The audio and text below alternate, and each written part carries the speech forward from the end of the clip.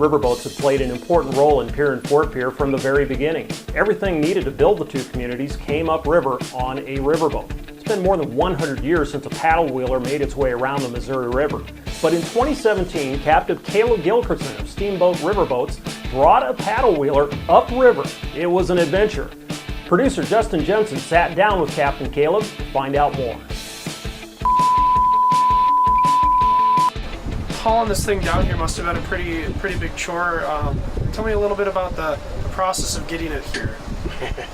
Yeah, it was quite a chore. I lived on the boat for just short of 3 months total. The Missouri River was most definitely the more challenging stretch, or the most challenging body of water. There's a lot of sand suspended in the water, so it's real hard on parts, and it flows real hard, real fast. Yeah.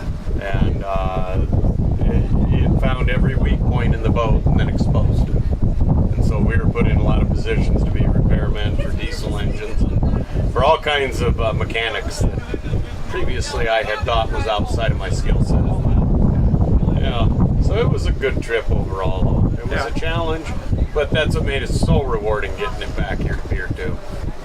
How did you come about the boat? How did you find it? You know, when I took Steamboat over back in 2000, I started my search for paddle wheelers.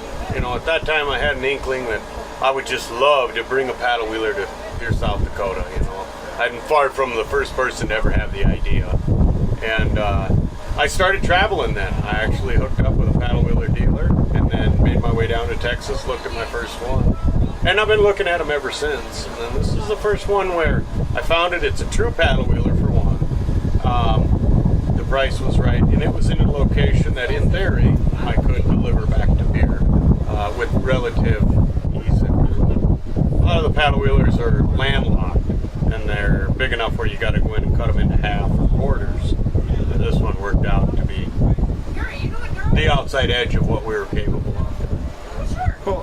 Is there anything else you want the people of Pierre to know about the boat or what you're running here? Well, just to pay attention to the Steamboats Inc. page.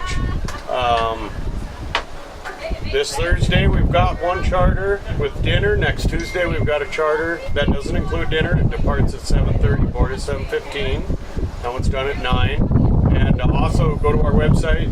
That's www.sdriverboats.com. Well, for our public cruises, we post them on Facebook. You just look under Steamboats with an S, Inc. Okay. And how much does it cost about for each ride? Well, we've got a taco bar leaving on Thursday on the 10th of August this week. For instance, that one's going to be $25. It includes the food and then and the ride. We go out for an hour and a half. So, like for that one, we'll start boarding at 6. We'll depart at 6:30, and then return to the dock at 8 o'clock.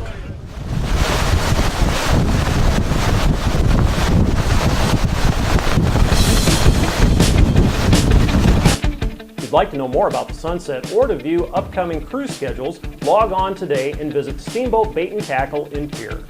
Hey, thanks for watching. Some viewers have noticed that we're doing things a little bit differently here with Insight, a new program on Oahe TV. We're filing reports every week, and we're working on several new packages to come your way in weeks to come. We'll sit down and visit with Pierre City Administrator Christy Honeywell in her first televised interview. We're working with Mayor Gloria Hanson and Chris Maxwell to talk about the Fort Pierre Bicentennial, and we have a review of Pierre Athletics and the first day of school. That's all coming up on Insight.